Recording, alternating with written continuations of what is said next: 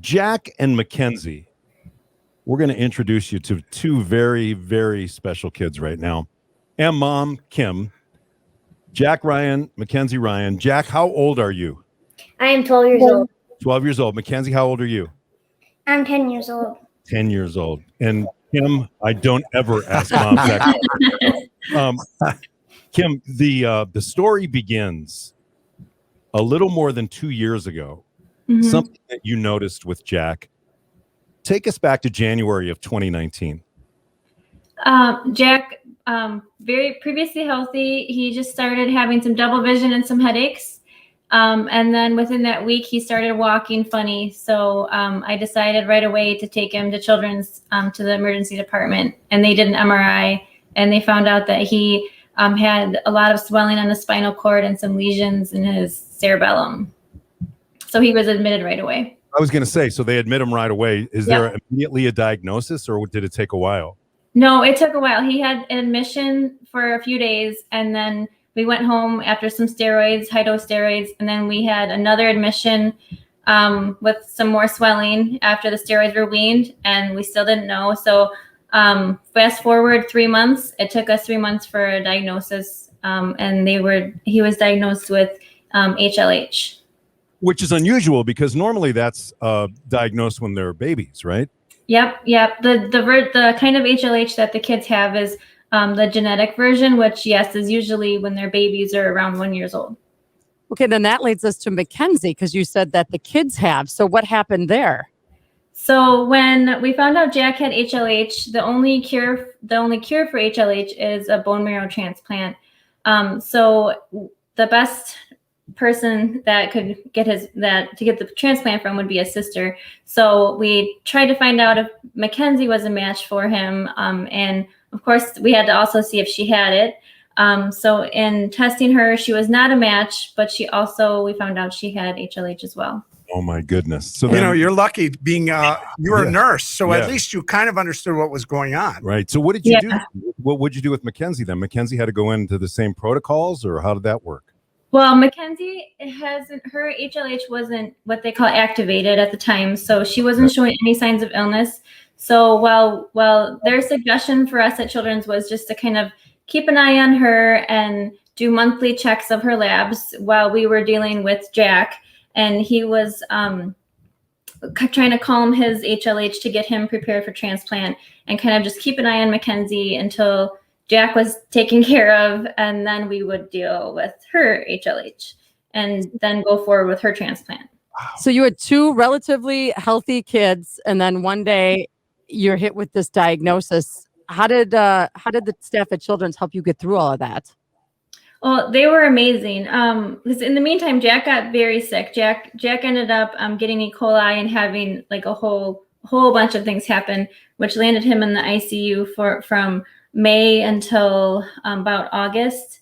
The entire summer, Jack, the entire summer you were in the hospital. What was that like?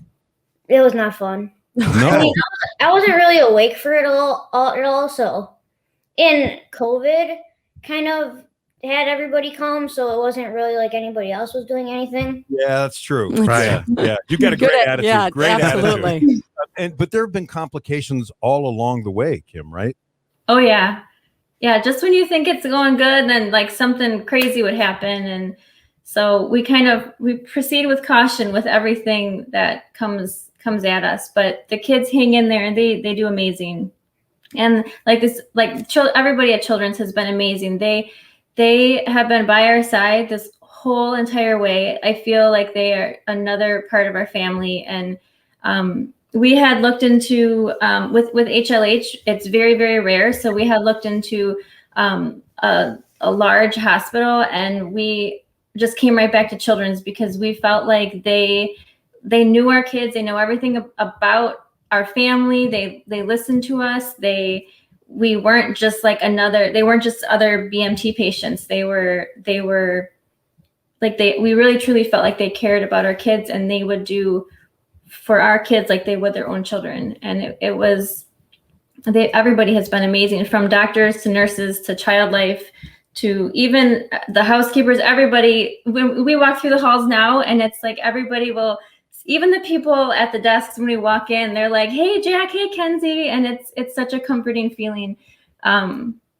Unfortunately, we know everybody, but it's also amazing that they all know the kids and they treat them great. Makenzie, what was the experience like for you?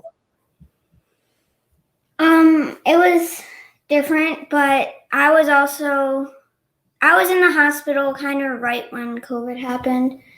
So it wasn't much of a difference. So I didn't feel like I was missing out on anything. Right. Until I got out because I wanted to do everything. But while you were in there, you just knew you were trying to get better, right? Yeah. Jack, what was the first thing that you really wanted to do when you finally got out of that hospital? See my dog. Oh, yeah. Yes, and you have a dog that means a lot to you, and it also is something you want to do in your future. Yep. What do you want to do? I want to be a canine handler. Okay, that's very cool. How about you, Makenzie? I want to be in the medical field. Would that have anything to do with all the experiences you've had in the medical field as a patient? Kind of. Yeah. Yeah. Tell them about what you like about the hospital, your nurses and your art therapy. Yeah, talk about some of the caregivers, the nurses, the doctors, the people who come in and take care of you guys. How are those people, and do you know them well?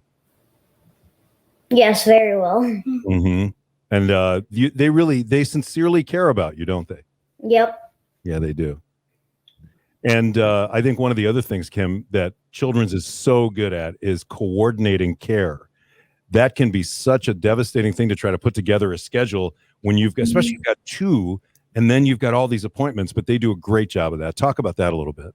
Oh, they do. Well, from being inpatient, they would coordinate. Jack was in the position where he had to have spinal taps pretty frequently, and he wasn't able to be sedated for them for a period of time. So he would only do the spinal taps with Child Life, with Kelsey from Child Life. So they would make sure that they coordinated them only when she was there and when she was able to go back with him. So they made sure that happened just so he was comfortable.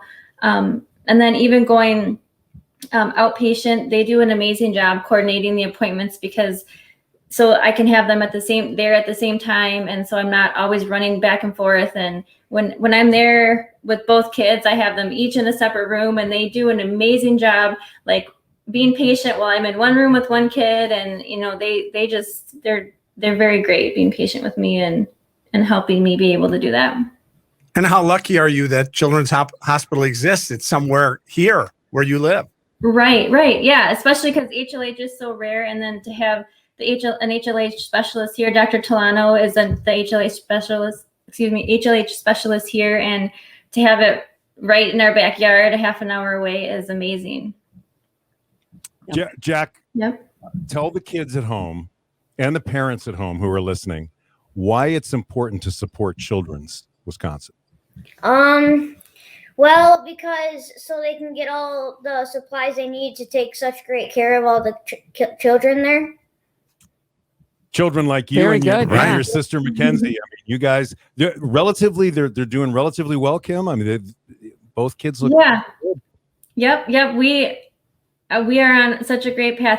And every day I am so thankful that I have to pinch myself because I can't believe that we have come so far. Like on your phone, it pops up memories from a year ago, and every day I look at those and I can't believe that we're right here, and it's amazing. And we just had an appointment the other day with the kidney doctor, and he went and grabbed the other doctor who saw Jack in the PICU and was like, you got to see Jack. Look how good he looks. You wouldn't even recognize him.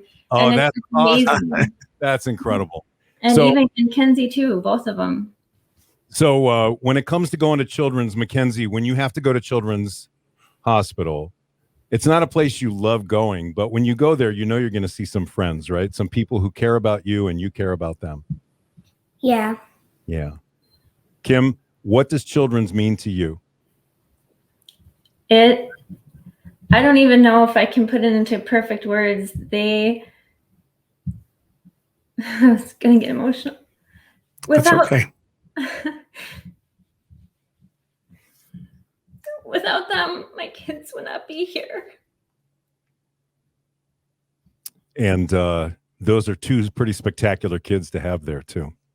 Jack, Makenzie, Kim. Oh, I love that. And you know, right. We should tell the listeners here that the kids are always seem to be the strong ones. They're the ones that seem to tell us that it's going to be okay. And just right now, that's what your two kids just did. Kim was getting emotional, and Makenzie and Jack just gave her a hug. And Kim, thank you for your time. Makenzie, Jack, you're two very special young people. Thank you for your time as well. And good health to you. Good health to you. And thank you for helping us. Thank you so much for having us. We appreciate it. We're honored to be able to share these good words about children. The honor is all ours. Thank you so much. Thanks, guys. All right. Take care. Bye. Bye.